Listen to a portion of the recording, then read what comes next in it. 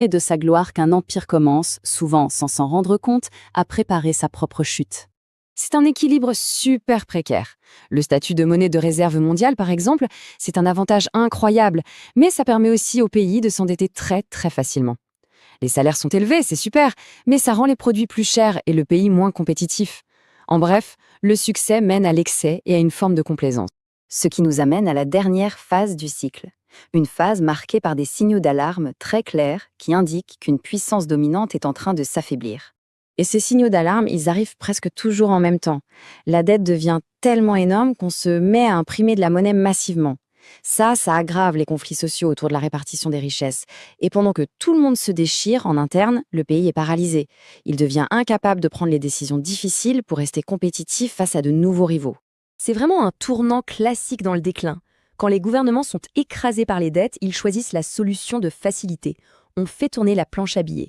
Mais cet argent facile, ce n'est qu'une illusion. En réalité, il dévalue l'épargne et ronge silencieusement la richesse de toute la population. Et regardez ce graphique, il parle de lui-même. L'écart entre les plus riches et tout le reste de la population atteint des niveaux extrêmes.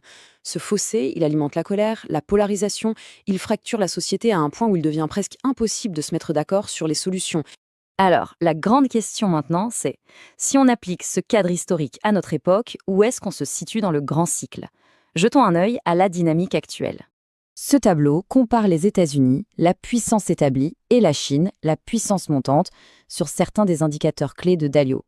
On voit que sur des plans comme le commerce ou la production, les forces sont devenues assez comparables.